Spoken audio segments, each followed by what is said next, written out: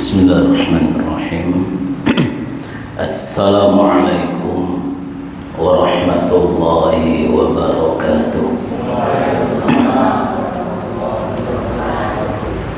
Alhamdulillahi rabbil alamin.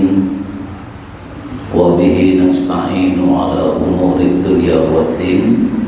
Asyhadu an la ilaha illallah wa asyhadu anna Muhammadan abduhu wa rasuluh. Allahumma salli wa sallim wa barik ala Muhammadin wa ala alihi wa ashabihi ajma'in. Amma ba'du.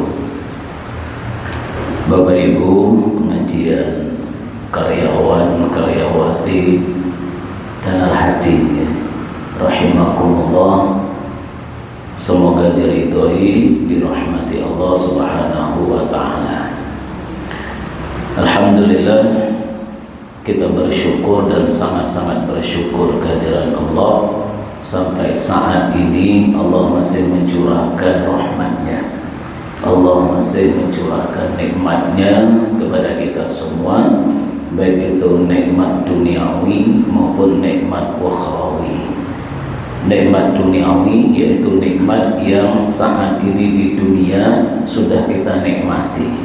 Apa itu? Sehat. Sehat nggih? Sehat nggih Pak? Ibu sehat Bu?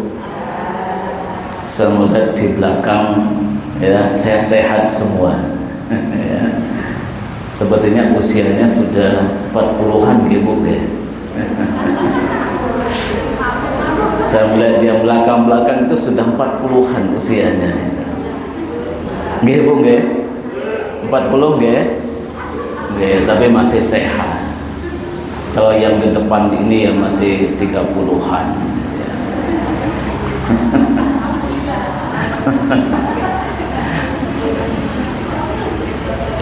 Nggih, ini nikmat kita syukuri ya.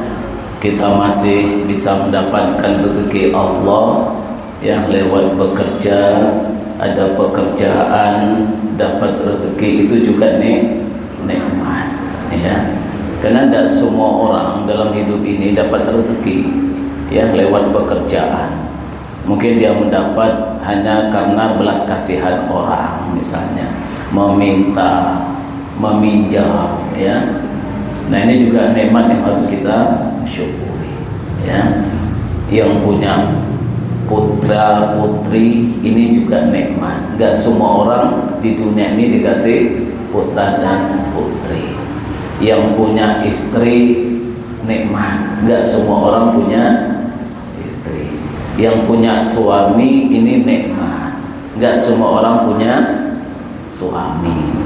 Ini nikmat duniawi ya, harus kita syukuri. Demikian juga nikmat ukhrawi. Nah, nikmat ukhrawi itu sekarang tidak kita rasakan dan tidak terlihat. Karena apa? Karena nikmatnya diberikan di akhirat. Ya, nikmatnya diberikan di akhirat. Apa bentuk nikmat ukhrawi itu? Kita sekarang masih dalam keadaan mukmin dan muslim. Ini nikmat ukhrawi Bapak Ibu. Ya. Kita taat kepada Allah, kita masih mau sholat ya, kita masih mau berpuasa, masih mau beribadah, mau hadir di pengajian ini adalah nikmat ukhrawi. Karena apa? Karena balasannya itu tidak di sini. Balasnya tidak di akhir, tidak di dunia, tapi di akhirat. Maka kalau ibadah-ibadah itu jangan kita niatkan untuk duniawi, pasti kecewa. Pasti kecewa. Karena apa? Karena balasan ibadah itu nanti di akhirat.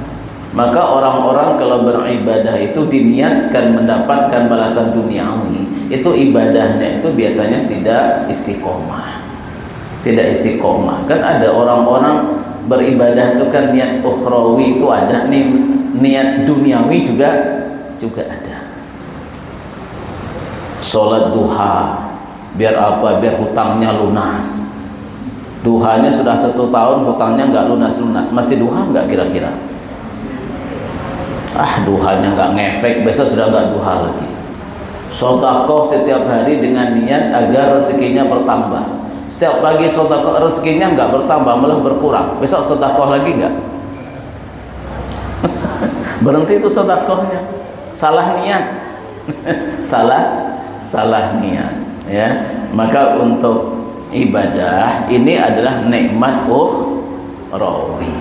Maka yang kita harapkan adalah balasan di akhirat. Jangan diharapkan balasan di dunia. Tapi kita yakin kalau kita taat kepada Allah, insya Allah dunia kita Allah jamin.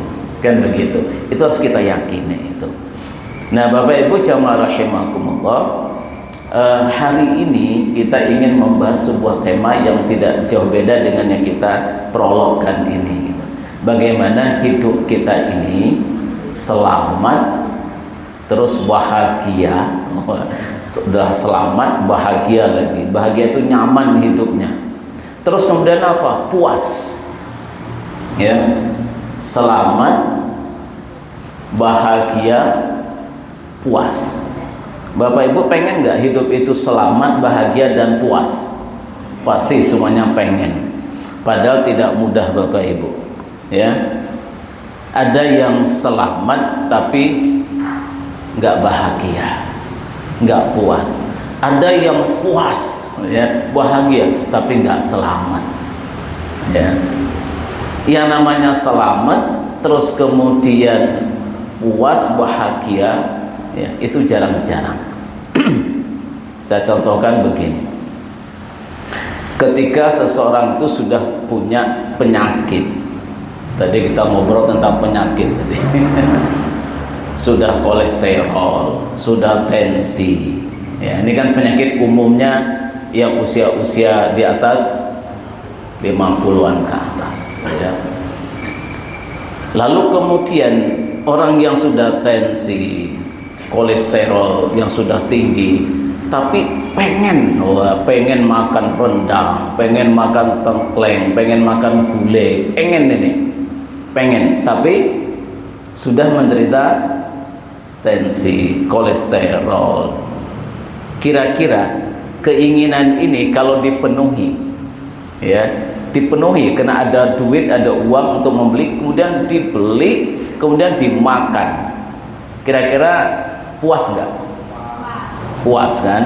Puas, oh, keinginan terpenuhi kok. Puas itu. Bahagia nggak? Bahagia. Keinginan terpenuhi. Karena kebahagiaan itu di saat keinginan terpenuhi, dia akan bahagia. Tapi selamat nggak? Tapi nggak selamat, ya. Nggak selamat. Tunggu aja nanti lama-lama dan masuk rumah sakit. Nggak selamat. Tapi kalau keinginan ini tidak dipenuhi, tidak diikuti, selamat nggak? Selamat.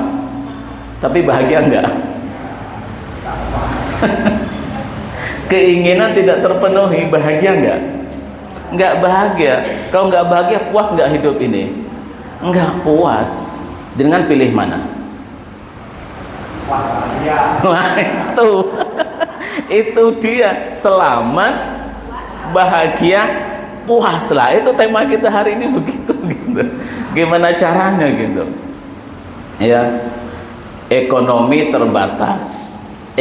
terbatas, ya. Tapi pengen beli motor baru. Ekonomi terbatas, punya motor buntut, tapi pengen punya motor baru. Terus kemudian keinginan itu dipenuhi dengan cara apa? Minjam sana sini, pinjam ke A, pinjam B, pinjam C, padahal belum tentu bisa mengembalikan itu. Lalu dapat pinjaman, kemudian bisalah membeli motor yang diinginkan ini. Wah, puas nggak? Puas. Bahagia betul? Bahagia, bangga, gitu. Tapi 2 bulan kemudian datang tagihan. Akhirnya apa? Motor yang bagus tadi disita lagi gitu. Nggak selamat. Puas cuman sementara, senang sementara, tapi nggak selamat. Nggak selamat. Tapi kalau nggak dibeli, ya, selamat, ekonominya selamat, tapi hidupnya tidak nyaman, tidak puas, apalagi melihat temannya pakai motor baru di depannya. Hatinya langsung, duh, kapan saya dapatnya, kapan gitu ya. Hidupnya nggak bahagia. Nah, ini yang kita selalu menghadapi problem seperti ini. Ada orang menyakiti kita, kita mesti keinginan kita tuh membalas. Disakiti, membalas, itu keinginan kita. Maka ketika kita disakiti, kita membalas, puas nggak? Puas. Bahagia itu, bisa membalas itu bahagia, puas. Tapi selamat nggak? Nggak selamat, berantem sudah. Berantem, nggak selamat. Tapi kalau keinginan tidak diikuti, disakiti, dicaci, keinginan balas ditahan, ya, selamat. Itu selamat. Tetapi hidupnya nggak puas, nggak bahagia. Selalu kita dihadapkan dengan persoalan-persoalan kayak gini. Termasuk Bapak Ibu, mohon maaf, ya mohon maaf, kehidupan rumah tangga itu juga begitu.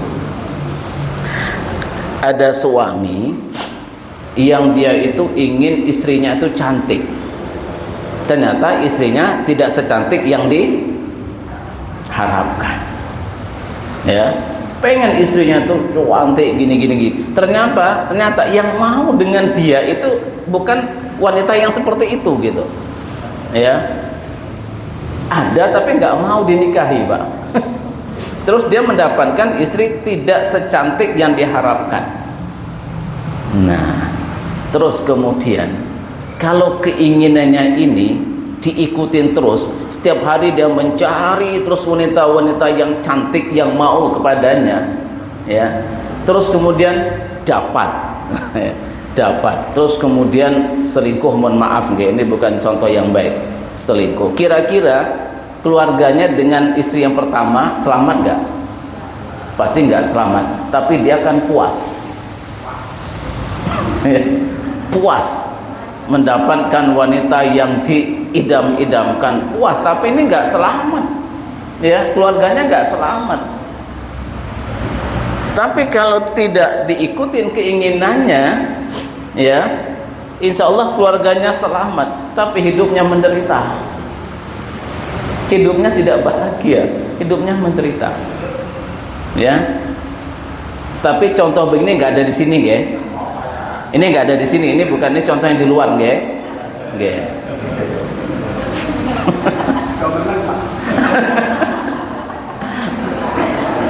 Karena kalau ada contohnya mesti orangnya berdiri marah gitu loh.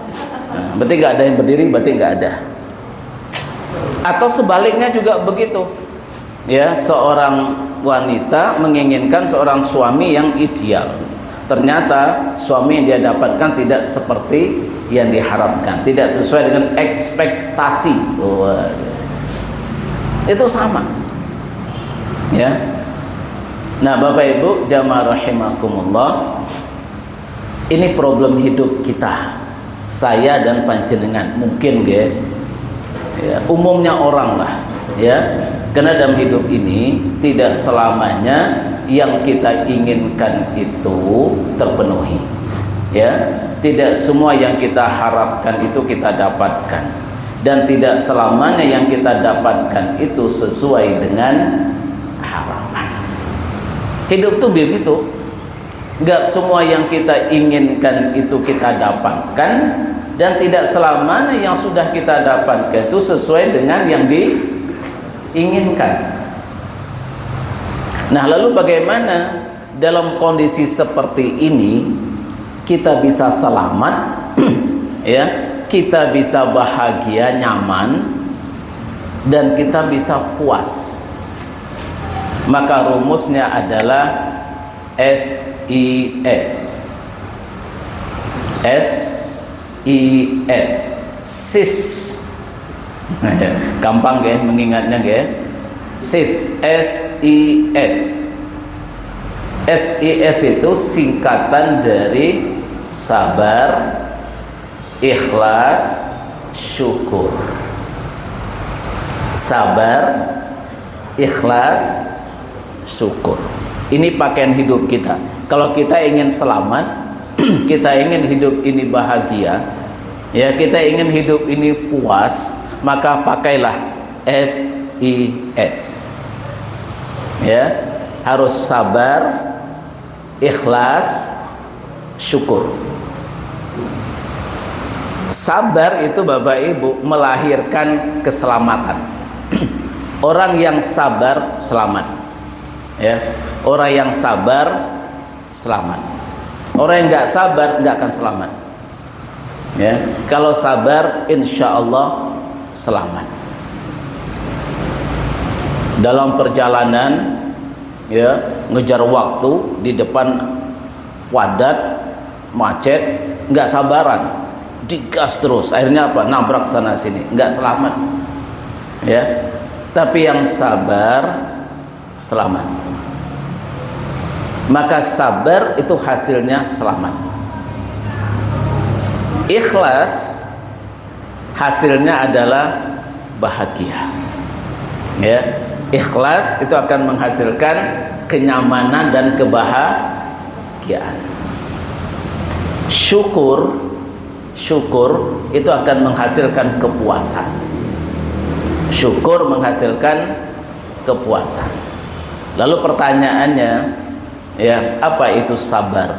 Apa itu ikhlas? Dan apa itu syukur? Kata kuncinya apa? Ini mau kita sampaikan. Ya, ini teori, ya. Nanti prakteknya silakan dipraktek masing-masing. Memang teori itu kadang-kadang gampang menyampaikannya, prakteknya ya agak-agak susah dikit. Tapi insya Allah tahu teorinya dulu sudah lumayan, ya. Apa itu sabar? Ya, sabar itu kata kuncinya Bapak Ibu adalah menahan keinginan. Ini kata kuncinya. Ya, sabar itu menahan keinginan. Ikhlas itu adalah menghilangkan keinginan dan menerima kenyataan. Ya, saya ulangi lagi. Sabar menahan keinginan. Ada keinginan ditahan. Tapi kalau ikhlas, keinginan itu dihilangkan. Bisa bedakan, ya? Kalau sabar hanya sebatas menahan, keinginannya masih ada tapi ditahan, itu sabar. Tapi kalau ikhlas, keinginannya dihilangkan dan menerima kenyataan yang ada, itu ikhlas. Kalau syukur, ya, kalau syukur merasakan kenikmatan terhadap apa yang sudah kita dapatkan. Syukur merasakan kenikmatan apa yang sudah kita dapatkan, itu syukur. Saya ulangi lagi biar gak lupa nih, ya. Sabar menahan keinginan. Ikhlas menghilangkan keinginan, menerima kenyataan. Syukur merasakan adanya sebuah kenikmatan. Nah, coba kita terapkan tadi di dalam kasus-kasus tadi, ya. Sabar itu menahan keinginan, ya. Tadi kita contohkan ketika seseorang itu punya penyakit tensi, kolesterol, tapi punya keinginan makan yang kita sebutkan tadi. Ada rendang, ada tengkleng, ada gulai, wah pokoknya gitu-gituan lah, ya. Kalau dia ingin selamat, dia harus sabar. Kalau ingin selamat, sabar. Artinya apa? Jangan diikuti keinginan, tahan keinginan itu, insya Allah selamat. Ya, tahan keinginan, insya Allah selamat. Tapi kalau hanya berhenti di tataran sabar, hidup tidak nyaman. Berhenti pada tataran sabar, hidup nggak nyaman. Akhirnya apa? Kesabarannya berakhir. Karena sabar itu nggak bisa bertahan lama. Sabar nggak bisa bertahan lama. Ya, itu sama dengan seseorang melempar batu ke kita, kita tahan untuk membalas lemparan orang itu. Dilempar, ditahan, terus kemudian lempar, tahan lagi, lempar, tahan lagi. Kira-kira batu yang banyak tadi kuat nggak tangan kita menahannya? Kalau hanya satu batu masih kuat sampai waktu tertentu. Dilempar dengan batu kedua, ditahan lagi. Batu ketiga tahan lagi sampai batu 10. Kira-kira tangan kuat nggak menahan? Itu namanya sabar, ya. Itu namanya sabar. Dan sabar itu, ya, itu tidak bertahan lama. Kalau kita dilempar batu, kita tahan batu, kita balik lempar, tuh namanya nggak sabar. Berarti dia mengikuti keinginan, berarti nggak sabar. Tapi keinginan yang membalas, dia tahan batu tuh, dia tahan, dia tidak membalas, tuh namanya sabar. Tapi lama kelamaan tangan nggak kuat. Maka sabar itu kalau ditahan terus stres. Orang hidup ini kalau cuman menahan keinginan terus, hidupnya stres. Hidupnya akan stres. Kenapa? Enggak selamanya manusia itu kuat menahan keinginan. Hidup enggak nyaman, stres, dan tidak akan pernah bahagia. Lalu bagaimana agar di samping selamat kita bisa bahagia, kita bisa merasa nyaman? Maka pakai rumus yang kedua, namanya ikhlas. Ikhlas itu apa tadi? Hilangkan keinginan. Orang kalau sudah punya penyakit yang kita katakan tadi, hilangkan keinginan pada dirinya untuk makan sesuatu yang tidak boleh dimakan. Tuh, hilangkan keinginan itu. Ya, hilangkan. Selagi keinginan masih ada, hidupnya nggak nyaman. Ya, karena kebahagiaan itu, ya, itu akan hilang ketika ada keinginan yang tidak terpenuhi. Karena kebahagiaan itu kan ketika keinginan terpenuhi, bahagia. Kalau selagi ada keinginan dan keinginan itu tidak terpenuhi, maka dia tidak akan pernah bahagia. Maka oleh karena itu, yang kita hilangkan bukan sesuatu yang kita inginkan, tidak mungkin kita menghilangkannya. Tapi yang kita hilangkan adalah keinginan kita. Saya ulangi lagi, ini agak sulit memahaminya. Yang harus dihilangkan itu bukan sesuatu yang kita inginkan, itu yang harus hilang. Kita tidak mungkin menghilangkan itu. Kita tidak mungkin menghilangkan rendang, tidak mungkin menghilangkan melarang orang masak rendang. Kita tidak mungkin melarang orang untuk masak tengkleng. Kita tidak mungkin melarang orang untuk membuat sesuatu yang kita nggak boleh mengkonsumsi tadi. Kita tidak mampu menahan itu. Tapi apa yang kita hilangkan? Yang kita hilang keinginan kita. Kalau sudah tidak punya keinginan, lalu apa yang kita dapatkan, apa yang boleh kita makan, kita terima. Ya sudah, kita bolehnya makan A, B, C, D.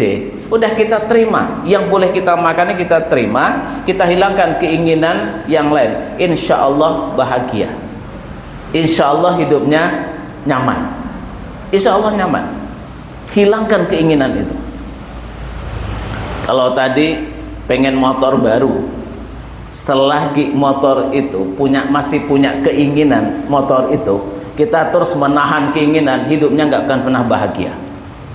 Selagi masih punya keinginan, sementara kemampuan terbatas, keinginan, kemauan terus dipelihara, padahal kemampuan terbatas, bahkan mungkin berkurang, hidupnya nggak akan pernah bahagia.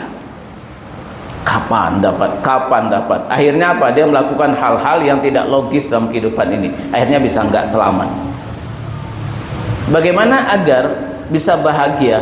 Hilangkan keinginan untuk memiliki motor yang baru itu. Hilangkan keinginan itu, terimalah motor yang ada hari ini, yang saat ini. Udah terima itu, hilangkan keinginan. Insya Allah hidupnya bahagia.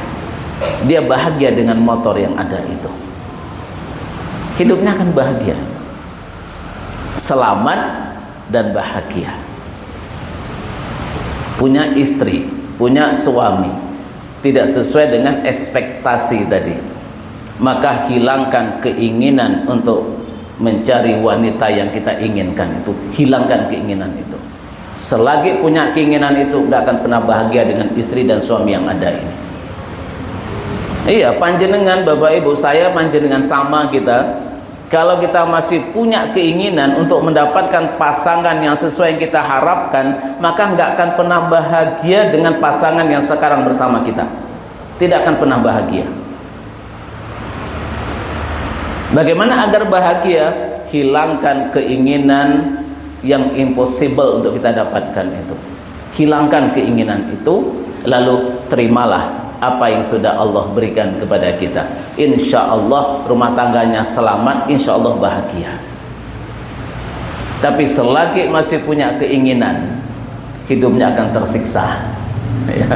Selagi punya keinginan, selama keinginan tidak terpenuhi, hidup akan tersiksa. Dan kita tidak bisa menghilangkan orang-orang cantik dan ganteng dalam hidup ini, itu nggak bisa, itu kekuasaan Allah.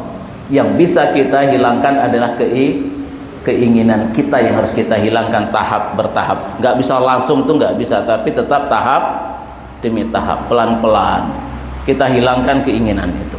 Kalau sudah hilang keinginan itu, kita akan fokus dengan yang ada.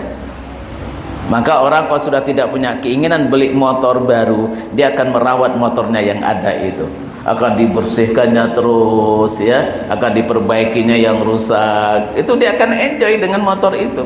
Coba selagi dia masih punya keinginan ganti yang baru, ini nggak akan dirawat Bapak Ibu, nggak akan dirawat yang ini ya. Di situ bedanya sabar dan ikhlas. Maka hidup ini kalau hanya berhenti pada tataran sabar, hidup ini selamat tapi tidak bahagia. Hidupnya selamat tapi tidak nyaman ya. Maka di situ perlu ada ikhlas. Nah, bagaimana menumbuhkan keikhlasan terhadap sesuatu yang tidak menyenangkan ini ya? Menumbuhkan keikhlasan, menerima apa adanya terhadap sesuatu yang tidak menyenangkan. Kuncinya adalah apa yang Allah katakan, wa asa an takrahu syai'an fa huwa khairul lakum wa asa an tuhibbu syai'an fa huwa syarrul lakum wallahu ya'lamu wa antum la ta'lamun. Apa kata Allah? Dalam hidup ini ya, bisa jadi apa yang kau benci itu adalah baik buatmu. Di balik yang tidak kau senangi, kata Allah, ada kebaikan buat kamu. Dan sebaliknya, di balik yang kamu senangi itu ada keburukan buatmu. Jadi enggak selamanya yang kita inginkan itu baik buat kita, dan tidak selamanya yang kita benci itu buruk buat kita. Tetapi yang dibenci bisa jadi ada kebaikan buat kita, dan yang kita senangi bisa jadi itu ada keburukan buat kita. Lalu Allah katakan, wallahu ya'lamu wa antum la ta'lamun. Allah lah yang tahu mana yang terbaik buatmu dan mana yang tidak baik buat kamu, dan kamu tidak tahu tentang hal itu. Jadi Allah sudah mengatakan, kamu itu, kata Allah, enggak tahu mana yang terbaik buat kamu dan mana yang buruk buatmu, kamu enggak tahu, kata Allah. Karena kita hidup mengikuti hawa nafsu. Karena kita hidup mengikuti hawa nafsu. Siapa yang tahu mana yang terbaik buat kita? Allah. Siapa yang tahu yang buruk buat kita? Allah. Maka dalam hal inilah kita serahkan semuanya kepada kehendak Allah. Insya Allah kita akan ikhlas. Ketika kita mendapatkan sesuatu yang tidak kita harapkan, kita akan ikhlas ketika kita yakin bahwa itu adalah yang terbaik yang Allah berikan buat kita.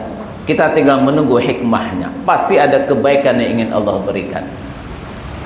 Maka dalam hal ini kita akan bisa ikhlas. Nah, kemudian yang ketiga, syukur. Nah, syukur. Kalau tadi kita katakan ikhlas itu adalah menerima dan menghilangkan keinginan. Nah, syukur itu adalah kita berusaha untuk mencari, melihat kebaikan dari apa yang sudah kita dapatkan. Kita berusaha mencari kenikmatan apa yang sudah kita dapatkan. Caranya bagaimana? Cara muncul syukur itu, Rasulullah SAW mengajarkan kepada kita, unzur man asfala minkum wala tanzur man fawqakum. Ini untuk menumbuhkan kepuasan, ya. Teori cara menumbuhkan kepuasan. Lihatlah orang yang berada di bawahmu, jangan lihat yang ada di atas. Ketika seseorang itu, mohon maaf, naik ontel, dia akan merasa puas naik ontel ketika dia melihat banyak orang yang berjalan kaki. Ya, ketika dia melihat orang berjalan kaki nggak nyampe-nyampe, dia mendahului orang itu, kring kring kring kring, duluan gebuk Pak, dia akan puas. Dia akan puas punya sepeda. Orang yang berjalan kaki itu akan merasa puas berjalan kaki ketika dia melihat ada orang yang tidak bisa berjalan. Ketika dia melihat ada orang yang pakai kursi roda, didorong oleh orang, dia bisa berjalan sendiri, maka dia akan merasa puas. Luar biasa Allah memberikan nikmat kepadanya, masih bisa berjalan. Dia akan puas ketika dia melihat ada orang yang sudah nggak bisa berjalan. Ketika ada orang yang didorong dengan menggunakan kursi roda, dia akan puas dengan kondisi itu ketika dia melihat orang lain sudah tidak bisa bergerak dari tempat tidurnya. Dia merasa bahagia masih bisa melihat alam ini meskipun dengan kursi roda, tapi dia puas masih bisa melihat dunia ini. Sementara ada orang yang sudah tidak bisa lagi melihat dunia. Itu kunci kebahagiaan. Kalau kita melihat ke atas, tidak akan pernah bahagia. Orang yang berjalan tidak akan pernah bahagia kalau dia melihat ada orang naik sepeda ontel. Orang yang pakai sepeda ontel tidak akan bahagia kalau dia melihat orang naik mobil, naik motor. Orang yang pakai motor nggak akan bahagia, tidak akan puas, ya. Dia nggak akan puas menggunakan motor kalau dia melihat orang pakai mobil. Dan orang yang pakai mobil tidak merasa puas kalau dia melihat ada mobil, orang pakai mobil yang lebih bagus dari mobilnya. Dan hidup akan terus begitu, terus begitu. Tidak akan pernah puas karena hawa nafsu tidak ada batasnya. Karena keinginan manusia tidak ada batasnya. Maka kalau tadi dalam rumah tangga, ya, ketika dia dapat istri, dia melihat ada wanita lain yang lebih cantik dari istrinya, dia nggak akan puas punya istri ini. Lalu dia mendapatkan istri yang cantik itu, ternyata ada lagi lebih cantik, dia nggak puas lagi dengan yang ini. Maka sesungguhnya Bapak Ibu, hidup ini tidak ada standar. Tidak ada standar tinggi, tidak ada standar rendah, tidak ada standar kaya, tidak ada standar miskin, tidak ada standar cantik, tidak ada standar ganteng, tidak ada standar besar, kecil, itu nggak ada standarnya. Kapan kita mengatakan itu besar? Nggak ada standarnya. Kita katakan seorang itu tinggi, itu ukuran berapa dikatakan tinggi? Nggak ada standarnya. Dikatakan orang kaya itu punya duit berapa? Juga tidak ada standarnya. Dikatakan mobil itu mobil bagus, itu standarnya apa? Juga nggak ada standarnya. Hidup ini yang ada hanyalah perbandingan. Hidup ini hanyalah isinya perbandingan. Standarnya hanyalah dia membandingkan dengan apa. Maka dia tinggi kalau di sampingnya rendah. Dia akan kelihatan tinggi kalau di sampingnya rendah. Dan orang yang sama akan kelihatan rendah kalau yang berada di sampingnya tinggi. Maka saya misalnya tinggi apa rendah, nggak ada standar, tergantung saya berdiri sama siapa. Kalau saya berdiri dengan orang lebih tinggi, saya dikatakan rendah. Tapi kalau saya berdiri dengan orang yang rendah, saya akan dikatakan tinggi. Dikatakan kaya itu punya uang berapa? Nggak ada standar. Nggak ada standar. Dia dikatakan kaya kalau yang di sampingnya itu punya hutang semua. Dia nggak punya hutang, meskipun nggak punya tabungan, ya. Meskipun nggak punya tabungan tapi nggak punya hutang. Sementara temannya punya hutang semua. Siapa yang paling kaya? Dia dikatakan orang kaya di situ. Tapi orang yang kaya ini tadi nggak punya utang, terlihat miskin kalau di sampingnya punya tabungan. Dia nggak punya tabungan, dia dikatakan miskin. Yang punya tabungan dikatakan miskin juga kalau tabungannya lebih sedikit dari yang lain. Dia tabungannya cuma 100 juta, sementara yang lain 1 M. Dia miskin. Nah, maka hidup itu sebetulnya nggak ada standar. Hidup itu hanyalah perbandingan. Maka oleh karena itu Bapak Ibu, bagaimana agar hidup ini puas, ya, lihatlah yang di bawah kita. Kita pasti akan bersyukur dan hidup akan puas. Maka ibu-ibu jangan suka melihat cowok-cowok yang ganteng. Nggih Bu nggih? Jangan suka melihat cowok ganteng, karena akibatnya ada pada diri ibu juga. Nanti ibu melihat suaminya tidak ganteng. Ibu-ibu kalau suka melihat itu film-film anak-anak muda yang ganteng-ganteng, nanti ibu pas lihat suaminya, waduh, kecewa Bu, kecewa. Sama, yang sebelah kiri saya juga sama. Kalau bapak-bapak suka melihat wanita-wanita yang cantik-cantik, khawatirnya pas lihat istrinya, waduh, musibah. Hilang rasa cinta, hilang kekaguman. Akhirnya apa? Rumah tangga hilang keromantisan, hilang keharmonisan. Gara-gara apa? Melihat yang lain lebih dari yang dia miliki. Salah siapa? Salah kita. Salah kita. Coba ibu-ibu sering-sering melihat laki-laki yang kegantengannya di bawah suaminya ibu-ibu, kekayaannya di bawah kekayaan suami ibu-ibu. Insya Allah ibu sudah puas punya suami saat ini. Puas punya suami saat ini. Bapak-bapak kalau melihat wanita-wanita yang standar di bawah istrinya gitu ya, dia akan puas dapat istrinya. Kelihatan istrinya cantik, akan terlihat cantik. Jadi sebetulnya yang buat kita bahagia itu adalah kita sendiri. Ya, yang membuat kita bahagia puas itu adalah kita, bukan orang, bukan objek. Ya, bukan objek. HP ini tidak membuat kita bahagia. Ya.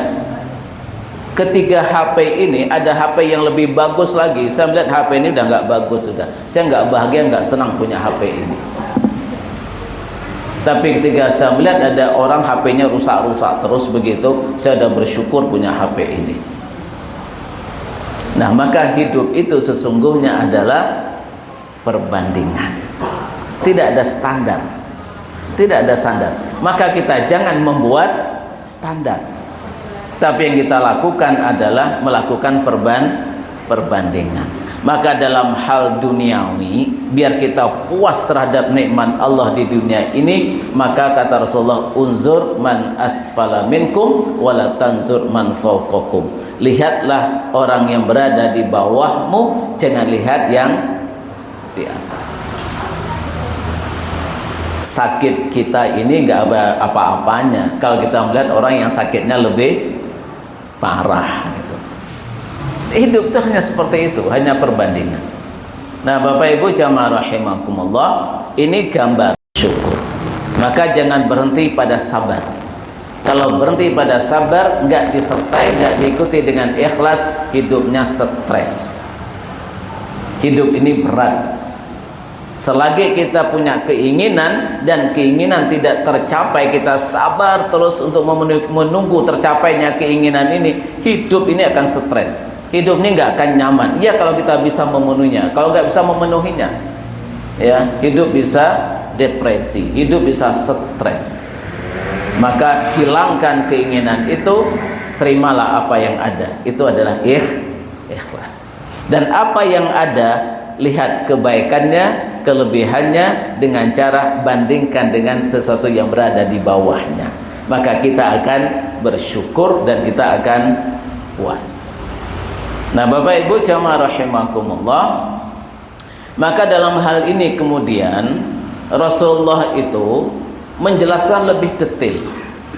Dalam hal sabar itu kata Rasulullah, kita harus mampu sabar atau menahan diri dalam 3 hal. Ini biar kita selamat, biar hidup ini nyaman dan merasa puas. Ya.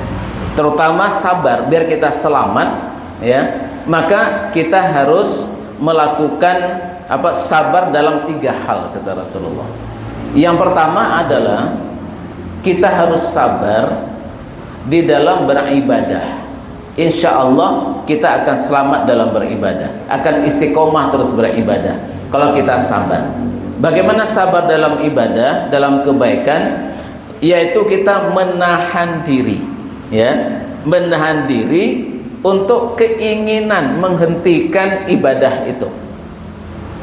Pasti orang ketika ibadah ada titik jenuhnya. Orang kalau melakukan sesuatu ada titik jenuh. Apalagi ibadah itu dikaitkan dengan kita sampaikan tadi, dikaitkan dengan keinginan duniawi. Ini sangat bahaya. Ada orang ibadah dikaitkan dengan harapan balasan duniawi. Maka ketika balasan duniawinya itu belum dia dapatkan, disinilah dia diminta untuk bersabar, artinya menahan keinginan untuk menghentikan itu tadi. Dengan sabar maka ibadahnya akan istiqomah. Dengan sabar ibadah akan istiqomah. Kalau nggak sabar nggak akan istiqomah. Nah, bagaimana agar kita sabar bisa istiqomah? Maka dalam ibadah jangan berharap balasan duniawi, karena ibadah itu balasannya di akhirat. Maka hati-hati Bapak Ibu, kalau kita salah niat itu adalah yang korban kita sendiri. Jadi kalau ada orang ingin memperbaiki hidupnya, ya, diniatkan memperbaiki hidup dunia dengan cara mendekatkan diri kepada Allah, gak selamanya ya keinginan itu terpenuhi. Gak selamanya keinginan itu terpenuhi. Karena bisa saja ya Allah tidak memenuhinya di dunia ini, tapi Allah ingin memenuhi keinginannya di akhirat. Apa semua orang yang soleh, yang taat itu hidupnya bahagia, selamat? Enggak juga. Para nabi, Nabi Ayub kena penyakit luar biasa, iya kan? Sementara orang yang tidak soleh malah hidupnya itu bergelimang harta, Fir'aun, Qorun. Jadi jangan kita kaitkan kesolehan itu dengan nikmat dunia. Nanti kita akan kacau cara berpikirnya, ya, akan kacau cara berpikirnya. Karena orang-orang yang Allah sayangi itu adalah orang-orang yang Allah selamatkan di dunia dan akhirat. Allah selamatkan di dunia dengan cara apa? Allah batasi kenikmatannya sehingga dia tidak sombong dalam kehidupan di dunia ini, dan Allah selamatkan di akhirat biar nanti dia tidak mendapatkan banyak pertanggungjawaban di akhirat kelak. Itu cara Allah menyelamatkan. Maka Allah katakan, kamu jangan heran, ya, jangan iri terhadap nikmat-nikmat yang kami berikan kepada orang kafir di dunia ini. Karena kami memberikan nikmat yang banyak pada orang kafir, itu cara kami mengazab mereka. Itu cara kami mengazab, kata Allah. Azab di mana? Azab di akhirat. Karena apa? Karena kata Allah, "Tsumma latus'alunna yauma idzin 'anin na'im." Sungguh semua kenikmatan yang kami berikan kepadamu di dunia akan kami tanya di akhirat kelak, itu kau syukuri dalam bentuk apa? Tsumma latus'alunna yauma idzin 'anin na'im. Sungguh kamu akan diminta pertanggungjawaban, akan ditanya semua kenikmatan yang kau dapatkan di dunia ini. Kau balas, kau syukuri dalam bentuk apa? Itu akan ditanya. Karena setiap kenikmatan yang Allah berikan ke kita, itu kita dituntut untuk mensyukurinya. Sekecil apapun nikmat, kita wajib mensyukurinya. Maka semakin banyak nikmat, kita akan terbebani untuk mensyukurinya. Bagaimana mensyukurinya? Yaitu kita meningkatkan ketaatan, kesolehan, keimanan kita. Maka orang yang kaya mestinya lebih taat, lebih soleh dari orang miskin. Orang sehat mestinya harus lebih soleh, lebih taat dari orang yang sakit-sakitan. Orang yang gajinya lebih besar harus lebih soleh dari gajinya yang di bawahnya. Orang yang punya anak yang banyak harus lebih soleh dari orang yang anaknya sedikit. Jadi semakin banyak nikmat yang Allah berikan di dunia ini, maka akan semakin dituntut untuk membalas nikmat itu. Maka jika nikmat itu dibalas, ya, tambah nikmat, ketaatannya bertambah, kesolehannya bertambah, maka Allah akan tambah lagi nikmatnya, tapi bukan di dunia, tapi di akhirat. La in syakartum la azidannakum. Jika kamu bersyukur, ku tambah nikmatku, kata Allah. Apa nikmat yang Allah tambah? Di dunia Allah beri nikmat, di akhirat Allah beri lagi nikmat yang banyak, karena dia bersyukur. Dunia dapat, akhirat dapat. Tapi wala in kafartum inna azabi lasyadid. Kalau kamu enggak syukur terhadap nikmatku itu, Allah beri nikmat, kesolehannya enggak bertambah, tambah nikmat, ketaatannya enggak bertambah, maka sungguh azabku sangat pedih. Di mana? Di akhirat, bukan di dunia. Maka orang-orang di dunia yang enggak bersyukur itu hidupnya tetap bahagia, hidupnya niat rezekinya tetap banyak. Orang-orang kafir rezekinya tetap banyak sampai akhir hidupnya. Kena azab Allah bukan di dunia, tapi azab di akhirat.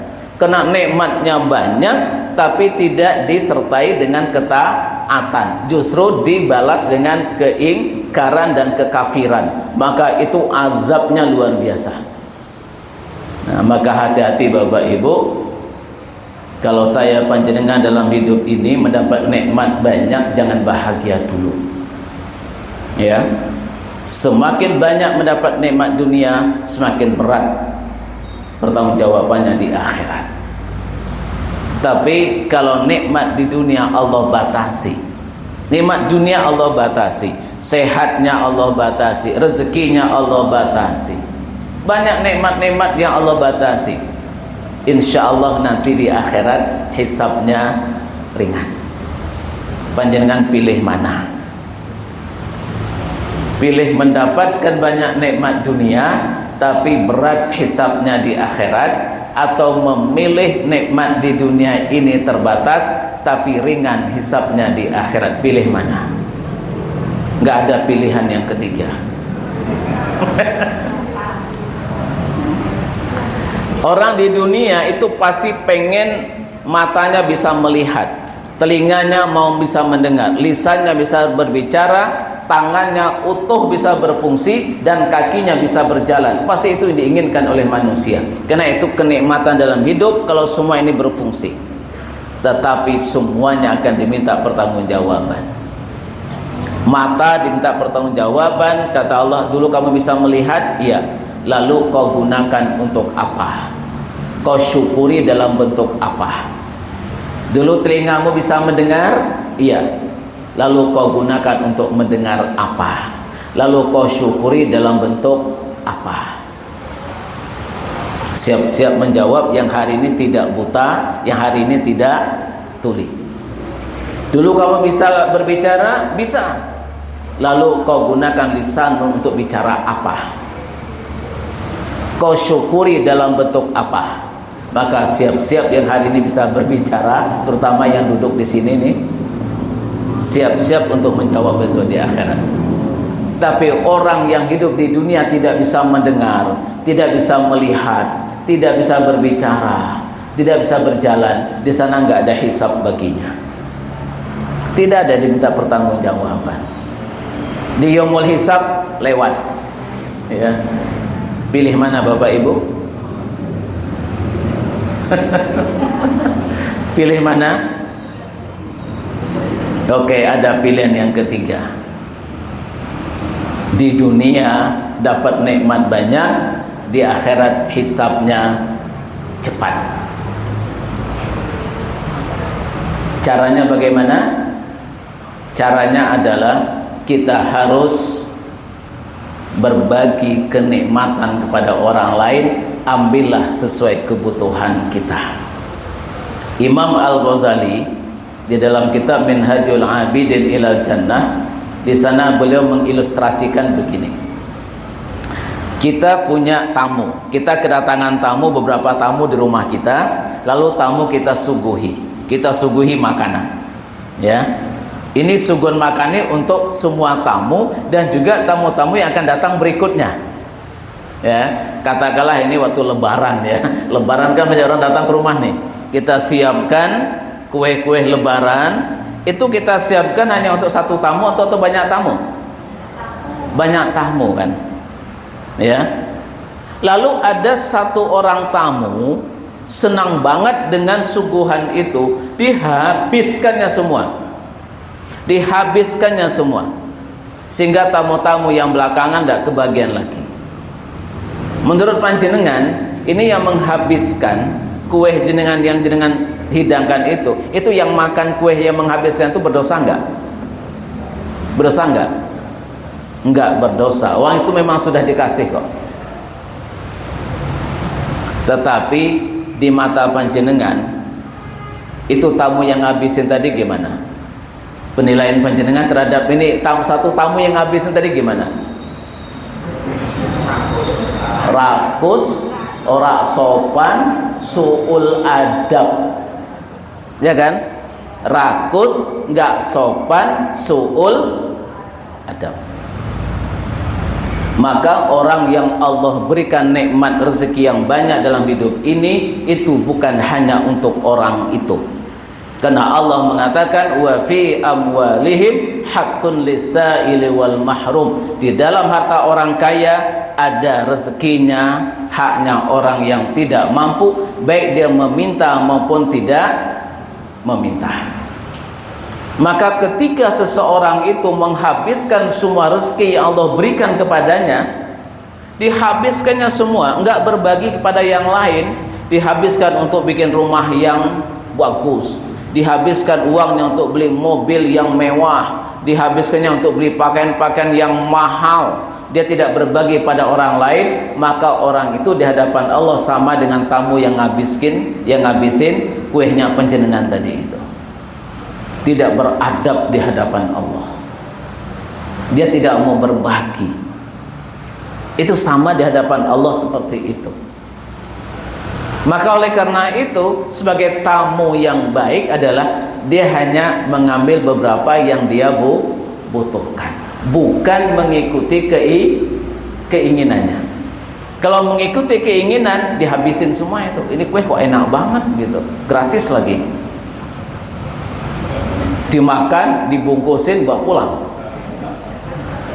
Itu kalau mengikuti keinginan. Maka rezeki Allah dipakai semua, yang diinginkannya dipakai semua, lalu kemudian masih ada sisa, ditabung. Ini namanya kalau kue itu dimakan, kemudian sebagainya dibungkus bawa pulang. Dibeli rumah mewah, mobil mewah, semuanya, masih sisa uangnya ditabung, tetangganya nggak kebagian sama sekali. Nah, oleh karena itu, hidup ini terhadap rezeki dan nikmat Allah, ambillah sesuai dengan kebutuhan kita. Selainnya untuk memenuhi kebutuhan orang lain. Siapa orang lain itu? Penuhi kebutuhan istri kita, penuhi kebutuhan anak-anak kita, penuhi kebutuhan saudara-saudara kita yang lain, penuhi kebutuhannya. Kalau semua sudah terpenuhi kebutuhannya, penuhi kebutuhan tetangga kita, penuhi kebutuhan orang-orang yang banyak kebutuhannya belum terpenuhi dalam hidup ini. Maka ketika rezeki yang Allah berikan pada kita, kita gunakan sesuai kebutuhan kita, sisanya untuk memenuhi kebutuhan orang lain. Inilah orang yang kaya dunia juga kaya di akhirat. Karena rezeki kita yang sesungguhnya itu ada dua, rezeki yang kita habiskan di dunia dan rezeki yang kita bawa ke akhirat. Itulah rezeki kita. Apa yang sudah kita makan itulah rezeki kita. Yang belum kita makan belum rezeki kita. Itu yang ada depan panjenengan itu Bapak Ibu, ini belum rezeki jenengan. Meskipun jenengan bawa pulang belum tentu rezeki jenengan. Mungkin nanti di rumah ada anak-anak yang makan, berarti bukan rezekinya jenengan. Atau dalam perjalanan lalu jatuh, berarti bukan rezeki kita. Rezeki kita apa yang sudah kita makan, kita pakai di dunia, itulah rezeki kita. Dan yang kedua rezeki kita adalah apa yang sudah kita infakkan, kita sedekahkan, karena itu nanti akan kita ambil di akhirat. Maka mari kita jadikan semua yang Allah berikan kepada kita ini sebagai rezeki kita. Kita jadikan semua yang ada yang Allah berikan ke kita di dunia ini menjadi rezeki kita. Sebagian kita pakai di dunia, sisanya kita titipkan untuk diambil ke akhirat kelak. Kita titipkan lewat sedekah, lewat infak. Insya Allah semua yang Allah berikan menjadi rezeki kita. Tapi kalau kita pakai sendiri, kemudian kita tabung, itu belum tentu rezeki kita. Mungkin rezeki anak kita, mungkin rezeki orang lain. Ya. Maka jadikanlah semua itu rezeki kita dengan cara kita pakai sesuai yang kita butuhkan, sisanya kita bagikan. Dan sebaik-baik sedekah itu adalah sedekah kepada orang yang paling dekat hubungan dengan kita, yaitu kepada suami atau kepada istri, kepada anak atau kepada orang tua. Itulah yang terbaik sebaik-baik sedekah. Maka seorang suami nggak boleh pelit pada istri. Jangan sampai pelit sama istri tapi lumoh katanya pada orang lain. Karena manusia tuh merasa kalau neraktir orang dia terasa dapat pahala, tapi kalau neraktir keluarganya merasa nggak ada pahalanya. Ini perasaan manusia. Padahal sebaik sedekah itu adalah kalau neraktir keluarganya. Suami bawa istri, bawa anak-anak, ayo kita makan-makan, itu pahalanya lebih besar daripada bawa tetangga. Ngajak tetangga makan-makan dengan membawa keluarga makan-makan, lebih besar pahalanya ngajak keluarga. Cuman kadang-kadang kita nggak merasakan itu. Maka sebaik-baik sedekah kata Rasulullah adalah kepada orang yang berada di bawah tanggunganmu. Itulah sebaik-baik sedekah. Nah, Bapak Ibu jamaah rahimakumullah. Jadi bagaimana agar hidup kita selamat, hidup kita itu bahagia, hidup kita puas? Kuncinya adalah SIS. Sabar, ikhlas, syukur. Sabar melahirkan selamat. Ikhlas melahirkan kebahagiaan dan kenyamanan. Syukur melahirkan kepuasan. Kata kunci dari sabar adalah menahan keinginan. Kata kunci dari ikhlas menghilangkan keinginan, menerima kenyataan. Kata kunci dari syukur merasakan ada kenikmatan. Bagaimana agar kita bersyukur? Lihat yang berada di bawah kita. Bagaimana agar kita bisa ikhlas? Kita yakini diri kita bahwa di balik yang tidak menyenangkan, di situ ada kebaikan yang akan Allah berikan kepada kita. Bagaimana agar kita bisa sabar? Yakinkan kita bahwa tidak sabar itu membahayakan, memudaratkan. Bapak Ibu jamaah rahimakumullah, saya kira ini yang bisa kita sampaikan. Semoga ini bermanfaat bagi kita semua. Ini secara teori mudah disampaikan, mudah dipahami, tapi tentu prakteknya perlu perjuangan. Perlu perjuangan. Insya Allah ya, kalau kita niat ikhlas juga karena Allah, insya Allah semua itu tidak ada yang sulit untuk dilakukan. Bagi Allah tidak ada yang sulit. Maka sering-seringlah meminta kepada Allah, ya Allah, kumohon kau berikan aku kesabaran, kumohon kau berikan aku kemampuan untuk ikhlas, kumohon kau berikan aku kemampuan untuk bersyukur. Maka dengan doa kita kepada Allah, sesuatu yang berat akan menjadi ringan, yang jauh akan terasa dekat, yang tinggi akan terasa rendah. Karena bagi Allah tidak ada yang tinggi, bagi Allah enggak ada yang besar, bagi Allah enggak ada yang berat, bagi Allah enggak ada yang jauh. Bagi Allah semuanya mudah, karena Allah Maha Kuasa. Maka bergantunglah kita semuanya kepada Allah. Jangan mengandalkan kemampuan diri kita yang penuh dengan kekurangan ini. Demikian Bapak Ibu, semoga ini bermanfaat. Ada tanya jawab napa mboten? Wah, ada tanya jawab. Pasti punya masalah.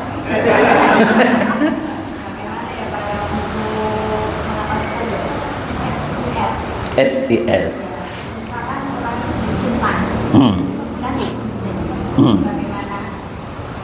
Untuk sabar, ikhlas, gampang Bu. Kalau jawabnya gampang Bu, ya. Dipitnah, sabar, ikhlas, syukur, itu gampang jawabnya. Ya praktek ya susah Pak.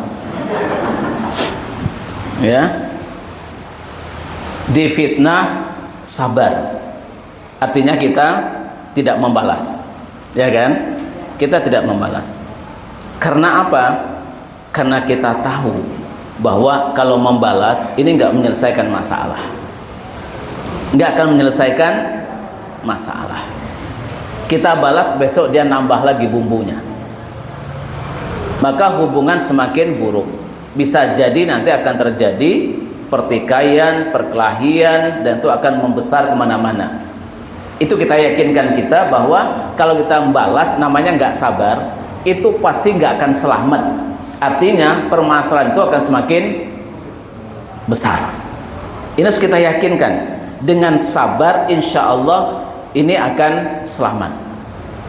Kita selamat dari melakukan sesuatu yang buruk, tidak menghina orang, tidak memfitnah orang juga. Kita selamat. Tapi ini kan tidak bisa selama-lamanya. Besok difitnah lagi kan, besok fitnah lagi. Ibarat batu tadi kan tidak mungkin ditampung terus. Maka kita ikhlaskan. Ya sudah, keinginan kita pengen dipuji dihilangkan. Kenapa kita nggak suka kalau difitnah? Karena kita ingin dipuji. Ya, keinginan kita ingin diagungkan, ingin dipuji oleh manusia, hilangkan itu. Ya, terimalah ya penghinaan orang, karena yang kita inginkan dalam hidup ini adalah pujian dari Allah. Orang menghina nggak apa-apa, yang penting aku dipuji oleh Allah. Itu jauh lebih baik daripada kita disanjung-sanjung, dipuji oleh manusia tapi kita dihina oleh Allah. Yang kita cari hidup ini adalah hanya pujian dari Allah, bukan pujian dari manusia. Hilangkan keinginan itu, selesai sudah. Ini teori loh ya, teori. Wes karepmu gitu kan, aku ya harap pengen dipuji, mau kau hina mau apa, enggak ngefek. Yang penting Gusti Allah memujiku. Dengan aku terima penghinaanmu, Allah akan memujiku. Kita pilih mana? Kalau kita balik menghina, ya kita akan dihina oleh Allah. Tapi kalau kita menerima penghinaan, fitnah itu, tapi kita klarifikasi iya ya, tabayun harus ya. Tapi ini kan lepas dari tabayun itu tadi. Kita gimana bisa nerima kan? Kita yakinkan pada diri kita bahwa dengan kita menerima itu, Allah akan memuji kita. Allah akan memuji kita. Insya Allah ikhlas. Terimalah itu, karena berharap Allah akan memuji kita. Tapi kalau kita balas, Allah akan menghina kita. Sini akan muncul ikhlas. Ya, terus tambah lagi ikhlas itu dengan apa? Besok di akhirat tak ambil amal solehmu. Karena orang-orang yang menfitnah, menghina, caci maki, iri hati dan semuanya, itu nanti di akhirat amalnya diambil. Oleh siapa? Oleh orang yang dizolimi, difitnah di dunia ini. Maka orang-orang itu dikatakan muflis, yaitu bangkrut. Ada orang yang bangkrut kata Rasulullah. Siapa itu? Orang yang amal soleh, solatnya banyak, solatnya rajin, puasanya rajin, zikirnya rajin, tapi ngerasani orang juga rajin, fitnah orang juga rajin. gosip juga rajin. Akhirnya apa kata Rasulullah? Besok di akhirat kelak semua amal solatnya, puasanya, zikirnya, baca Al-Qur'annya, semua pahala itu dibawa ke akhirat, sampai di sana dirampok. Siapa yang merampok? Orang-orang yang dia zolimi, orang-orang yang dia sakiti, orang-orang yang dia fitnah. Tapi perampokan di sana diperbolehkan. Dirampok sampai-sampai pahalanya habis. Ini terus ngerampok, akhirnya apa? Dosanya orang itu yang dia pikul. Panjenengan ingin jadi perampok nggak di akhirat kelak? Pengen nggak, Bu? Kalau pengen jadi perampok di akhirat, tapi perampok yang diperbolehkan loh ini. Kalau ingin menjadi perampok amal soleh orang di akhirat, maka ikhlaslah diri kita di dunia ini disakiti, dizolimi, dihina, difitnah, diribah. Bayangkan saja, saya akan merampok besok amal-amal. Sekarang silahkan kamu sholat sebanyak-banyaknya, ya. Semakin banyak pahalamu, akan semakin banyak pahala aku dapatkan di akhirat. Kalau sudah begini kan ikhlas, Bu. Ikhlas kan? Gampang kok. Mau prakteknya ya rada angel. Tapi minimal teorinya dulu kita ketemu. Ya, kalau kita melihat ada kebaikan di situ, kita akan bersyukur kalau kita itu dihina orang. Ya, kita bersyukur kalau kita dihina orang tuh bersyukur karena kita melihat ada kebaikan dari dihina itu. Kita dicaci maki orang, digibah orang, itu ada kebaikan yang kita dapatkan di akhirat kelak, maka kita akan bersyukur di situ. Tapi kalau kita tidak melihat kebaikan itu, kita akan stres. Ngaten nggih, Bu nggih. Ngapunten. Ya. Tapi kalau saya difitnah juga belum tentu sabar. Belum tentu ikhlas. Tapi minimal kita sudah tahu teori. Tinggal mencoba mempraktekkan teori itu. Moga-moga Allah berikan kemudahan. Nggih. Ngaten Bapak Ibu, ya sudah pukul 5. Semoga bermanfaat. Mohon maaf atas kurang salah dan khilaf. Wassalamualaikum warahmatullahi wabarakatuh.